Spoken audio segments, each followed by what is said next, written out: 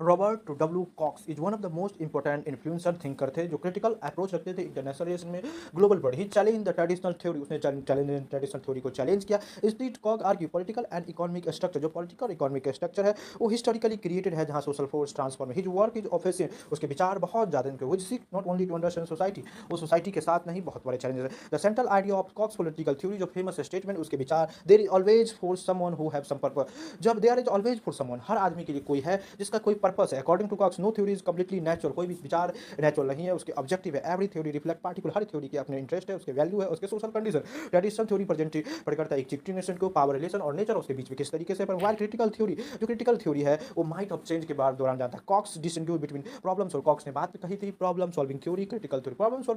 problem solving theory जो एग्जीक्टिंग समाज में इंटरनेशनल इंस्टीट्यूशन को मानते हैं वो उसी के अनुसार से सॉल्यूशन थे फॉर एग्जांपल ट्रेडिशनल रिलीज किस तरीके से ट्रेडिशन में अपने लोग स्टेट एक दूसरे को मैनेज करते थे critical theory on the existing political inequality के साथ a major contribution of Cox historical structure क्या है हिस्टोरिकल स्ट्रक्चर ये argue political and economic system interaction के साथ आगे बढ़ सकता है जिससे मटेरियल कैपेबिलिटी आइडिया इंस्टीट्यूशन क्या material capability economic sources technology military use के साथ बढ़ते हैं इंस्टीट्यूशन आर ऑर्गेनाइज इंस्टीट्यूशन हमेशा स्टेबलाइज सोशल ऑर्डर के साथ दिस एलिमेंट हिस्टोरिकल के साथ कॉक्स है आल्सो डेवलप डिस्टिंक्टिंग अंडर कॉक्स ने बात कही कि क्या है हेजेमनी अनलाइक एंटोनियो ग्राम्स्की वो आइडिया इंस्पायर्ड हिम ग्राम्स्की के विचार उसको कॉक्स इंटेंड हेजेमनी इंटरनेशनल किस तरीके से हेजेमनी है इंटरनेशनल लेवल पे argue hegemony not mention military economic domain hegemony का मतलब नहीं होता कि आप मिलिट्री के द्वारा किसी को धमका दे रिक्वायर आइडियोलॉजिकल किस तरीके से लीडर की आइडियोलॉजिकल होते इमर्जिंग करिस्मेटिक पर्सनालिटी होते हेजेमनी और इज डोमिनेंस तो किस तरीके से आगे बढ़ते culture another important aspect of Cox theory of relation between state और सोसाइटी का क्या relation traditional intellectual Cox argue state are state domestic social force economic interest class understanding international politics require एक इंटरेस्टिंग सोशल ग्रुप किस तरीके से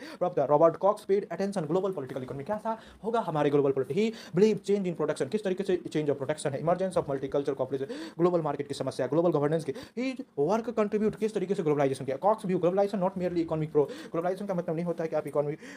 process आप कैसे देख रहे हैं बट और ट्रांसफॉर्मेशन किस तरीके से हो रहा है किस तरीके से हो रहा है इस बात को भी ध्यान globalisation create new form of power globalisation से न्यू फॉर्म पावर है इनइक्वालिटी हुआ है गरीब और अमीर के बीच में और भी खाए significance of Cox political theory किस तरीके से आप कनेक्ट करते हैं पॉलिटिक्स को इकोनॉमी को सोशलाइसी को आइडियोलॉजी को और समाज के डेवलपमेंट में मदद करते हैं एज अप्रोच स्कॉलर को एग्जामिन और इंस्टीट्यूशन किस तरीके से और एजप्शन को आगे बढ़ने में मदद किया Cox theory faces criticism critics are to some of the challenges है some scholar content emphasising of structure की बात करें despite his Robert Cox one of the major contemporary political thought के विचारों में आगे हिज आइडिया जो study of international relation historical critical international perspective को जाना Robert Cox political economic order के बहुत बड़े चाहते उसने इंस्पायर किया पावर ग्लोबलाइजेशन और सोशल चेंज में क्या क्या चैलेंज है उसको स्टडी करने में मदद किया